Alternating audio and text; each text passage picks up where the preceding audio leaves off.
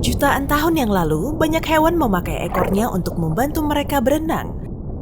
Saat beberapa dari mereka berpamitan dengan air, ekornya pun berubah atau hilang total.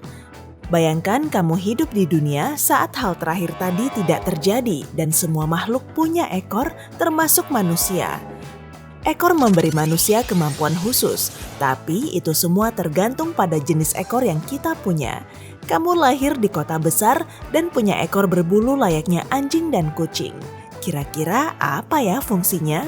Hewan peliharaan kita menggunakan ekornya untuk berkomunikasi. Ekor bisa mengungkap banyak hal tentang perasaan yang sedang dialami anjing atau kucing.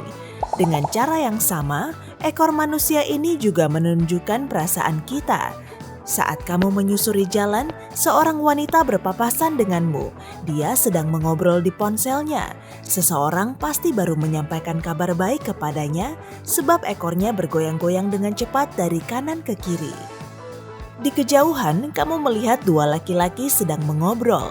Ekor mereka mengarah ke atas seperti tiang, yang artinya mereka sedang marah dan siap ribut. Dari jarak sejauh ini pun kamu tahu mereka bukan sekadar mengobrol, melainkan saling berdebat. Manusia kesulitan mengontrol ekornya saat sedang menyimpan perasaan tertentu. Saat seorang teman tersenyum kepadamu tapi ekornya turun, maka kamu secara refleks mencoba menghiburnya karena kamu tahu kalau suasana hatinya sedang sedih. Para ahli yang bisa membaca ekspresi wajah untuk menguji kejujuran seseorang juga telah mempelajari cara membaca gerak ekor. Ekor pun membuat permainan poker menjadi lebih sulit. Ekor bergoyangmu membuat semua lawanmu di meja tahu saat kamu punya kartu yang bagus. Sudahlah. Kamu pun sampai di kantor. Dan begitu masuk, kamu melihat seorang rekan kerjamu sedang bicara dengan Bu Bos. Ekor rekan kerjamu menyelip di belakang kakinya. Jadi dia mungkin takut. Bu Bos mungkin sedang memarahinya karena hasil kerja yang buruk, pikirmu dalam hati. Kamu pun melihat temanmu duduk di mejanya. Karena senang melihatnya, kamu mulai mengibas-ngibaskan ekormu. Kemarin adalah hari ulang tahunmu dan hari ini temanmu membawakan kado. Dia memberikan tiket pesawat keliling dunia. Baiknya temanmu.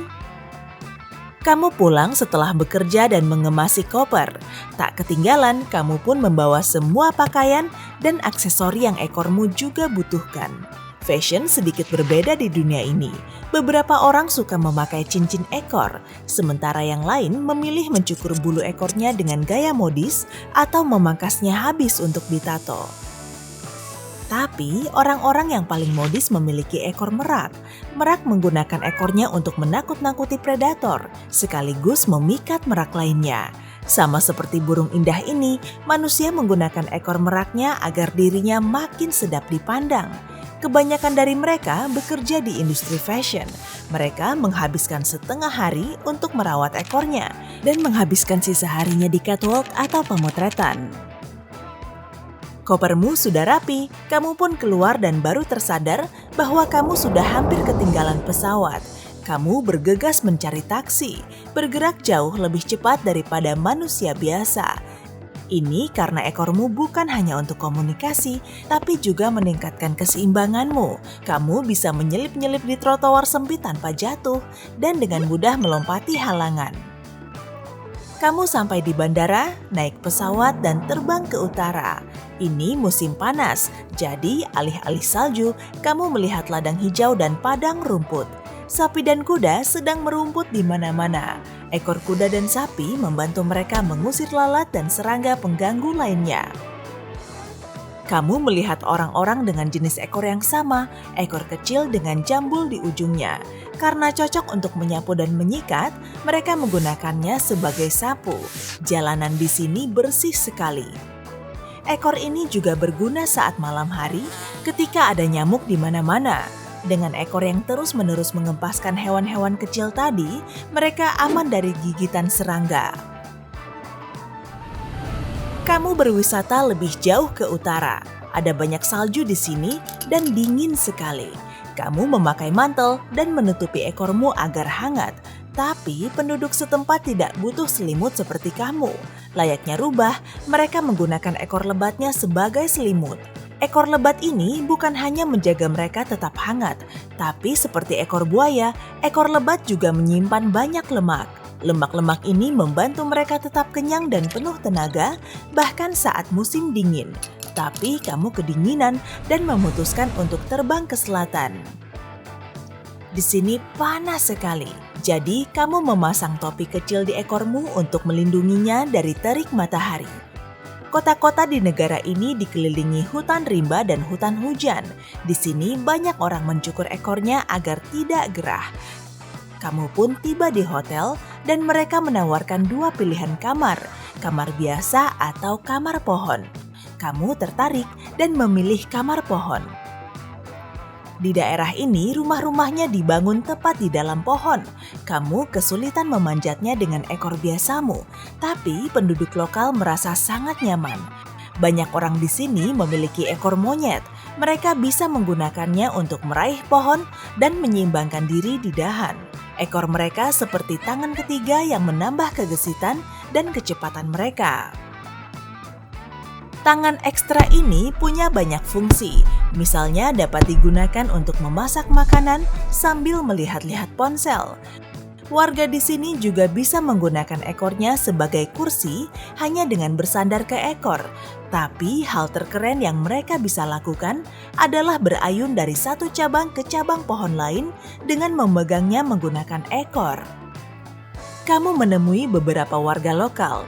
Mereka mengulur ekor mereka alih-alih tangan untuk menyapa. Teman-teman barumu mengajakmu ke konser musik yang unik. Para musisinya punya ekor berisik seperti ular derik. Ular derik biasanya menggunakan ekornya yang bising untuk menakut-nakuti musuh. Tapi di sini, para musisi hanya menggunakannya sebagai alat musik seperti marakas. Di konser ini, kamu bertemu orang-orang yang punya ekor reptil. Orang-orang ini tidak khawatir kalau ekornya putus saat terinjak penonton lain. Kalau lepas, ekornya akan tumbuh kembali sepenuhnya dalam beberapa bulan. Reptil menggunakan kemampuan ini untuk melarikan diri dari predator. Bagi orang-orang di sini, artinya mereka bisa menampilkan pertunjukan sulap yang spektakuler. Kamu juga sangat terkesan saat melihat orang-orang yang punya ekor kalajengking. Kalajengking menggunakan sengat di ekornya untuk melumpuhkan musuh, tapi orang-orang ini menggunakannya untuk obat. Baru-baru ini, para ilmuwan menemukan bahwa racun kalajengking bisa digunakan untuk mengobati penyakit. Jadi, meski terlihat seram, orang-orang dengan ekor kalajengking sebenarnya adalah dokter yang sangat baik. Setelah beberapa hari menikmati iklim yang panas, kamu beralih ke pantai.